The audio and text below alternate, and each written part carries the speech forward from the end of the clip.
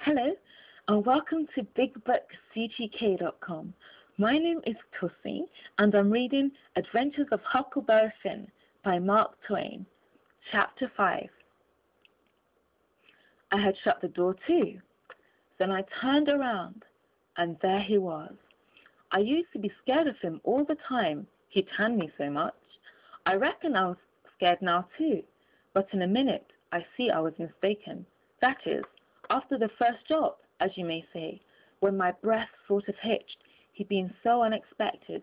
But right away after, I see I weren't scared of him worth bothering about.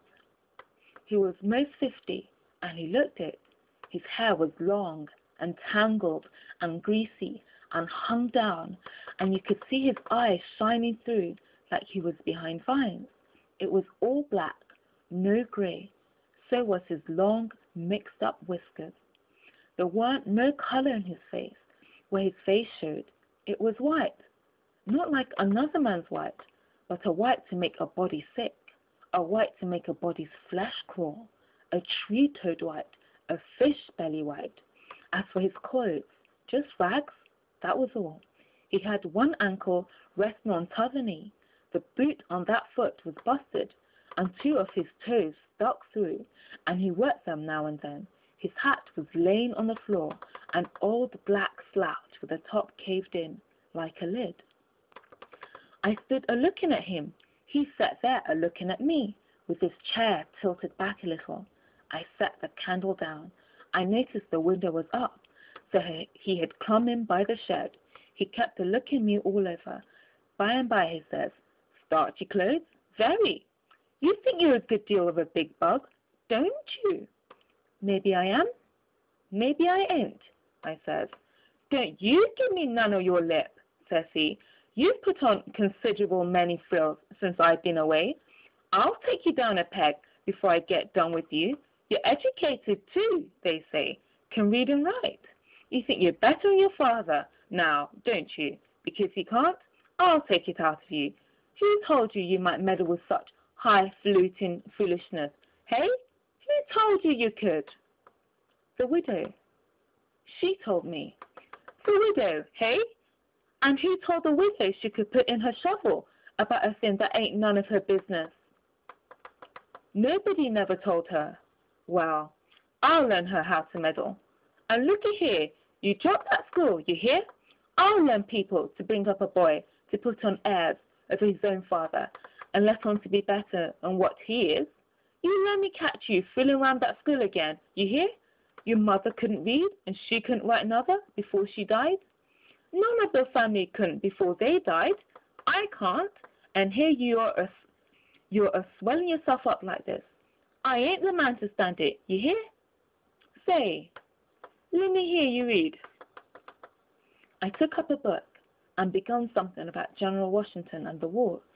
When I'd read about half a minute, he fetched the book a whack with his hand and knocked it across the house. He says, "It's so. You can do it. I had my doubts when you told me. Now looky here, you stop that putting on frills. I won't have it. I'll lay for you, my smarty, and if I catch you about that school, I'll tan you good. First, you know, you'll get religion too. I never see such a son." He took up a little blue and yellow picture of some cows and a boy and says, "What's this?" "It's something they give me for learning my lessons good." He tore it up and says, "I'll give you something better. I'll give you a cowhide."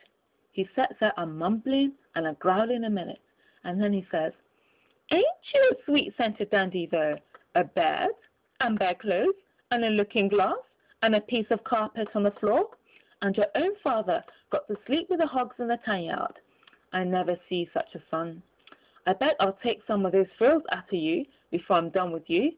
Why, there ain't no end to your airs. They say you're rich. Hey? How's that?" "They lie. That's how. Looky here, mind how you talk to me. I'm a-standing about all I can stand now, so don't give me no sass. I've been in town 2 days, and I hain't heard nothing but about you being rich. I heard about it away down the river too. That's why I come. You get me that money tomorrow. I want it." "I ain't got no money." "It's a lie. Judge Thatcher's got it. You get it. I want it." I ain't got no money, I tell you. You ask Judge Thatcher. He'll tell you the same. All right, I'll ask him. And I'll make him pungle too. Or I'll know the reason why.